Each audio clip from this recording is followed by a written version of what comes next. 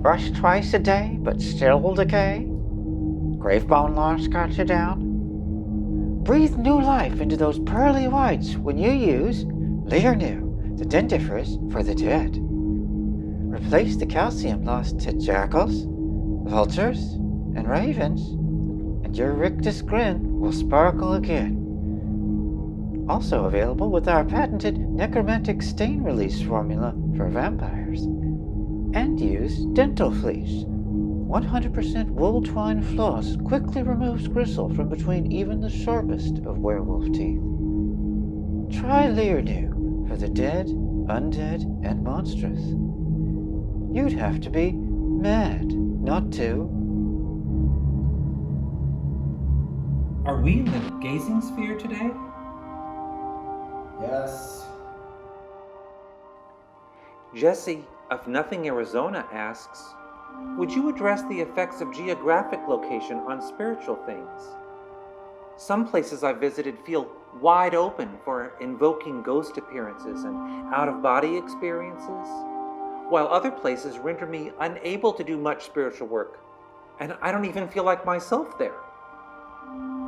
Jesse, indeed. You know the old saying, wherever you go, there you are? It's not exactly true, is it?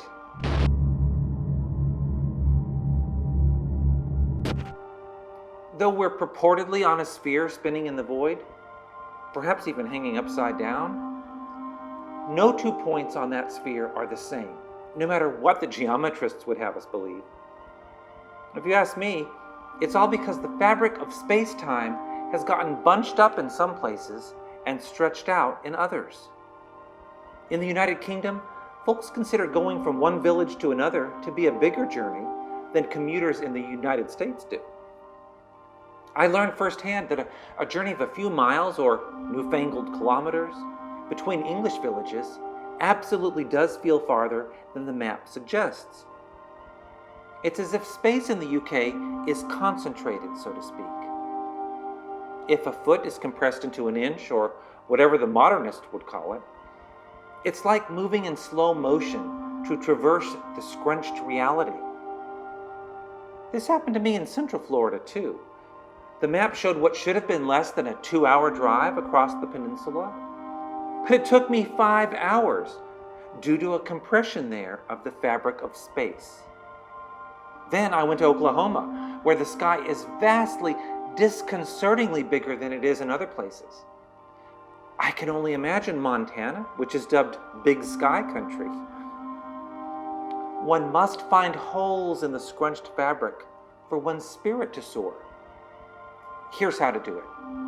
The occult artist Ithel Cahoon toured Cornwall in the 1950s, seeking out archaeological remnants of sacred sites, temples, springs, burial mounds, caves, knowing that the ancients would have chosen power spots. Many times, there was no surviving evidence of the historic sites, other than perhaps a slight indentation in the earth, or sometimes a newer church was constructed atop a sacred site when a conquering power established itself. Her travel diary was published as The Living Stones, and is a delightful and instructive read because she explains her process of researching and then visually locating the power spots. Most anywhere one might go on this purportedly spinning sphere has in its vicinity a hole in the fabric of space-time. Research the known ancient points of interest, and also presume that the oldest of churches of the newer religions were built atop ancient power spots. Seek those places for your spiritual work when you otherwise don't feel like yourself. The ancient Egyptians called them places where the sky and earth meet, where all lives, both divine and human, can unfold. Penetralia land holds like an ampersand. Letters are connecting into a long hand.